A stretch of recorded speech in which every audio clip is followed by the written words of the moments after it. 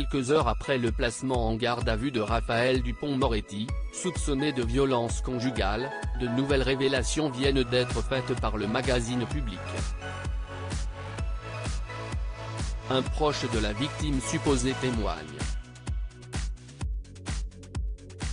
Voilà un dossier dont le ministre de la Justice Éric Dupond-Moretti aurait préféré ne jamais entendre parler.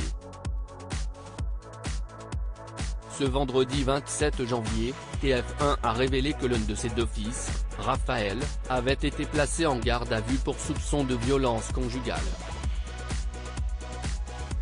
Fruit de ses amours avec son ancienne épouse Hélène, il aurait été appréhendé à la gendarmerie de Courchevel, en Savoie, où il aurait été entendu librement jeudi par les gendarmes, avant d'être convoqué un peu plus tard puis placé en garde à vue et de nouveau auditionné ce vendredi.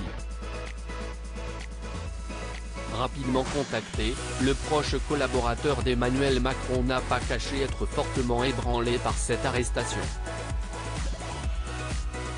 En tant que père, je suis dévasté, j'ai une pensée pour la victime, chaque violence quelle qu'elle soit est intolérable.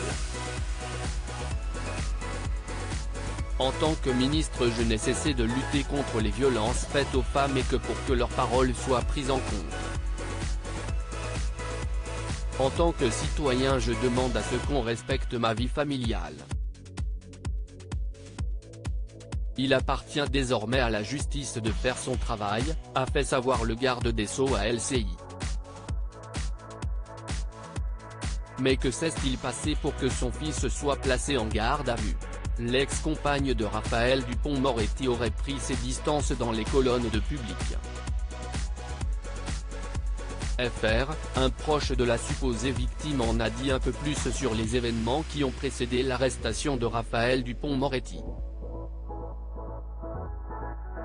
Selon le magazine, le fils du ministre était en couple depuis environ 8 mois avec une femme plus jeune que lui. Une relation qui aurait été chaotique et difficile pour cette dernière. Ils se seraient ainsi séparés il y a peu et la jeune femme aurait choisi de s'éloigner de lui en se rendant dans la luxueuse station de ski de Courchevel afin d'y faire la saison. Mais le calme n'aurait été que de courte durée pour l'intéressé. Il l'a retrouvée et l'a agressée, affirme au magazine un proche de la victime supposée, qui l'aurait appelé en pleurant se rendant à l'hôpital. Pour l'heure, la version du fils d'Éric Dupond-Moretti, elle, n'a pas été donnée.